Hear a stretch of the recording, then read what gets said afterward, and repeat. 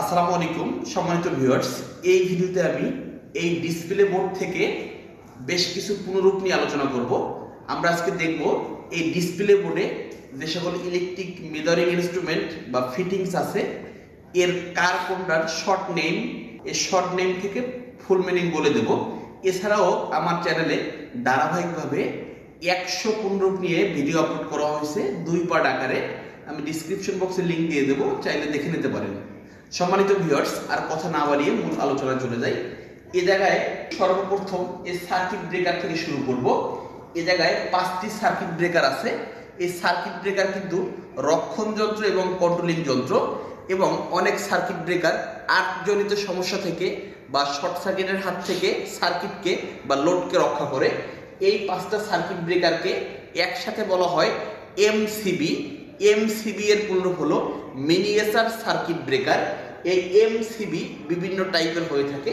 সর্বপ্রথম এপাশে সিঙ্গেল একটা সার্কিট ব্রেকার আছে যার নাম হলো SPST, single pole single throw, একটি লোড চালানোর জন্য ব্যবহার করা হয়। এরপর আছে DPDT, double pole double throw. এই ডিপিডিটি আমাদের আবাসিক বাসাবাড়িতে ব্যবহার করা হয়। চাইলে আমরা মিটারের পরে মেইন সুইচের পরিবর্তে এই ডিপিডিটি ব্যবহার করতে পারি।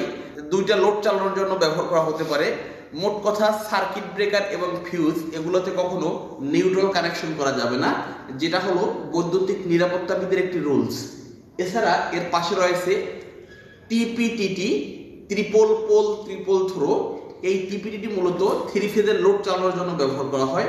ইন্ডাস্ট্রিয়াল সেক্টরের 3 ফেজের মোটরগুলোতে ম্যাক্সিমাম সময় এই টিপি ব্যবহার করা হয়।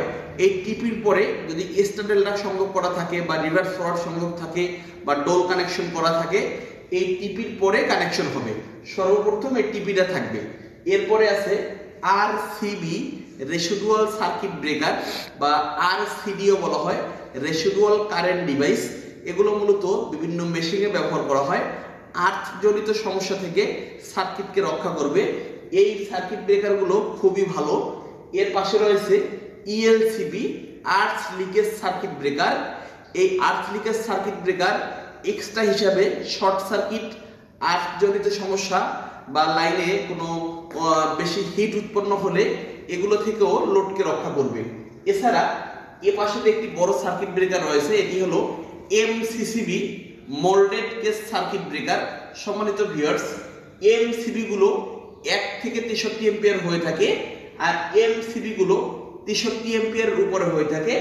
এই এমসিবি এর দাম কম, এমসিসিবি এর দাম কিন্তু অনেক বেশি। ভালো ভালো কোম্পানির কিছু এমসিসিবি হলো লিগ্রান্ট, এবিবি, মিৎসুবিশি, সিমেন্স। এই কোম্পানির এমসিসিবি গুলো ভালো মানের।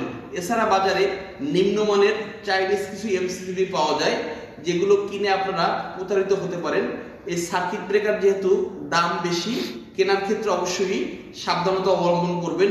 আপনি ব্র্যান্ডের নাম জিজ্ঞাসা করবেন, এরপরে আপনি দাম ডিসাইড করবেন। আপনি এট ফার্স্ট দোকানে যাওয়ার পরে বলবেন, ভাই আপনার কাছে কোন কোন কোম্পানির এমসিসিবি রয়েছে।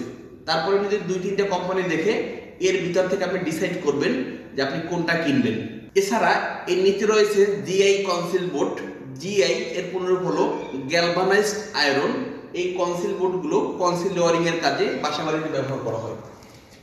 এছাড়া রয়েছে ডিপিআইসি, ডাবল পোল আয়রন ক্লাট। এটা কিন্তু মেইন সুইচ বলা হয়, যেটা 220 ভোল্টেজের লাইনে ব্যবহার করা হয়। আর ইন্ডাস্ট্রিয়াল সেক্টরে বা 3 ফেজের লাইনে যে মেইন সুইচটা ব্যবহার করা হয় এর নাম হলো TPIC, triple pole iron clad. এটি হলো ডিপি সুইচ। ডিপি এর পুনরূপ হলো ডাবল পোল।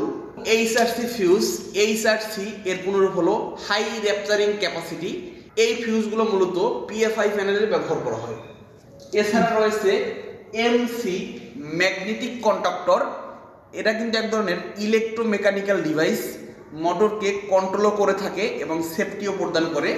এ জায়গায় রয়েছে চেঞ্জ ওভার সুইচ, যেটাকে সংক্ষেপে সিওএস বলা যায়, চেঞ্জ ওভার সুইচ।